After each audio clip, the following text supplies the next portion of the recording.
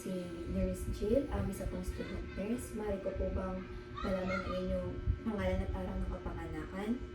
Ako po si Fion L. Bonifacio, tapos yung birthday ko po is July 17, 2007.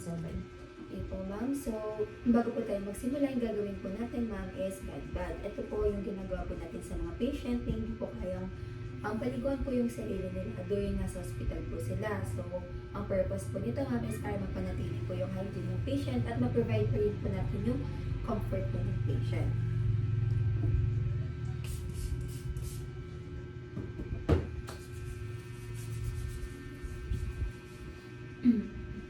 So, assuming po na meron pong family yung patient, so ask po natin sila or any other significant na parang tumulong po or makijoin po sa procedure po na gagawin natin.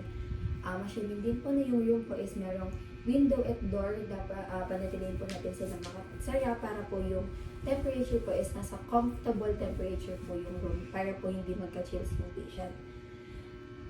Ma'am, naiihi po ba kayo? Hindi naman po. Hindi naman daw naiihi yung patient. So, during the bath, kailangan i-assess natin yung each side of the skin of the patient. So, after that, bago tayo magsimula, yung bed ng patient, kailangan nasa comfortable working height.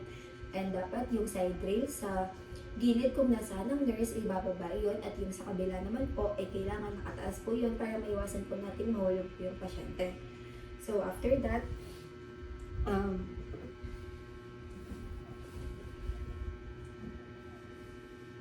pagkatapos po natin maglagay ng bath towel po sa patient, yung top linen po is kukuha na natin siya from shoulder up to the feet po. Ma'am, hawakan po natin yung bath towel po.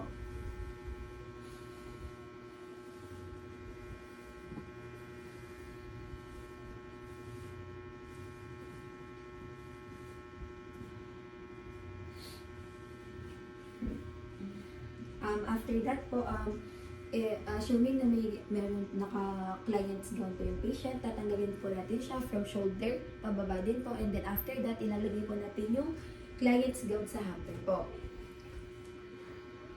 After that, gagawa po tayo ng back beat po.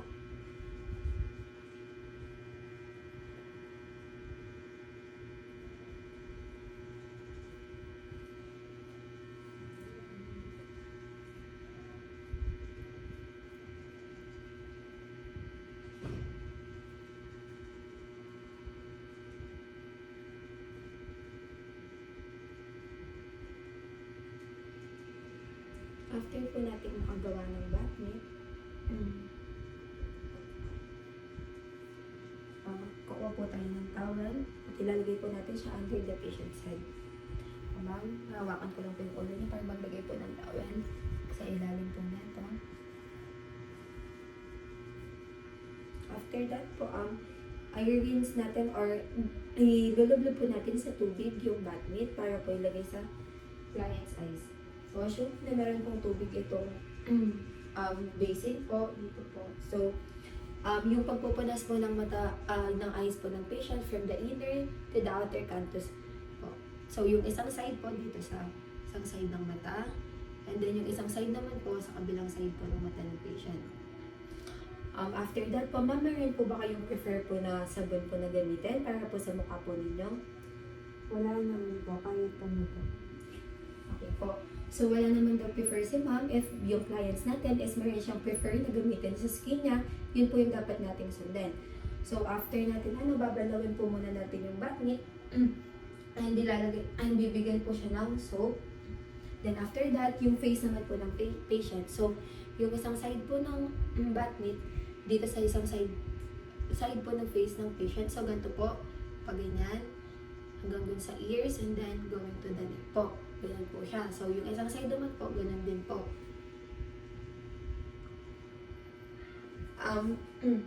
After po nun, kukuha po tayo ng other towel po para po para i-dry po yung mukha niya. So, ganito po. Tapos, natin naman po kabila. And after po natin maalis yung towel po sa under the patient's head, kukuha po tayo ng isang bath towel po or yung towel. Tapos, i-place po siya lengthwise. kukunin po natin yung hand po ng patient, supporting the wrist and elbow. So, from here po, papunta dito. Then, yung kabilang side naman po ng towel, dito po sa kabilang side po ng arm niya. So, dito po hanggang dito. Then, after po nun, kukuha po tayo ng another towel po para i-dry po yung hands niya. So, itatap-tap lang po siya. Then, after that po, yun naman po kabila.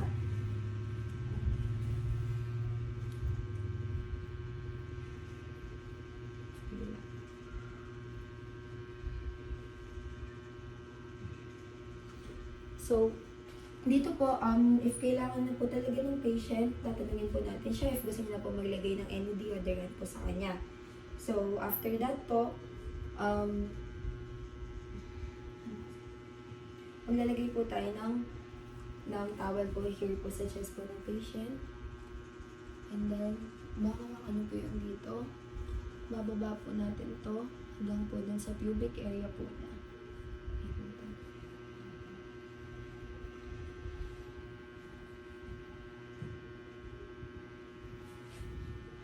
Kukuha po tayo ulit ng towel and then from chest po hanggang po dun sa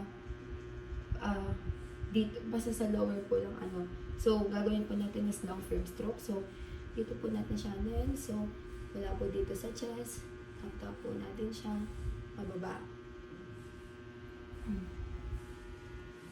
So, after that po, wash the legs and feet of the patient. So, yung gagawin po natin doon is kukunin po natin yung ditong part ng patient. Then, dapat, yung kung saan side po ng legs ng patient, yun muna po yung ano natin. So, parang ganito siya.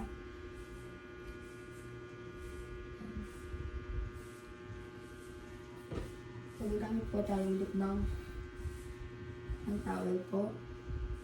So, kailangan din po gaganin yung ano ng patient, itaas. So, from ankle hanggang sa upper thigh po ng patient. So, after that po, kukuha po tayo ng pang-dry po sa patient. So, from here po, ito naman doon. Then, after that po, masarado po natin yung ditong part. And then, ito naman po. So, ulitin lang po natin yung procedure mula sa ankle hanggang sa upper thigh po ng patient. Then, ina-dry po natin siya.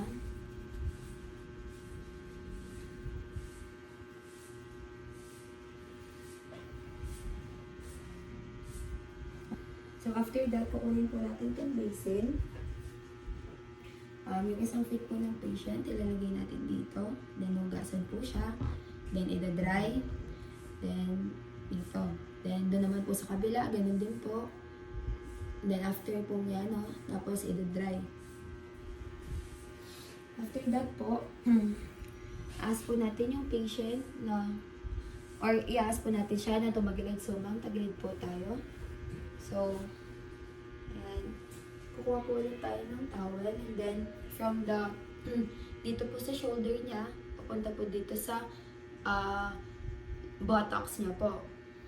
So, long firm stroke din po yung pag-ano. And after that, ina-dry na yun. And then, babalik si patient sa supine position. And then, ask natin siya, ma'am, kaya niyo po bang hugasan po yung perineal area niyo or ako na lang po? Kaya ko naman po. So, if yung patient nag-agree naman po siya na kaya niya pong hugasan yung perineal area niya, siya na lang po yung gagawa nun. And then, after po nun, assist the patient to the grooming aids po. So, meron po ba kayong prefer na ilagay? Like, polvo po, deodorant sa inyo? Polvo na lang.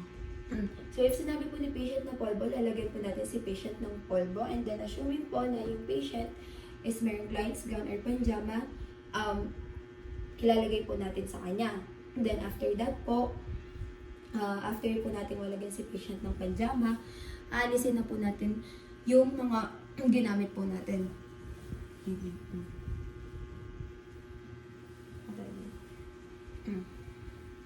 Tapos, ilinisin po natin yung environment po and then perform hand hygiene. After po natin malinis yung environment, i-document po natin yung mga ginawa po natin kay patient.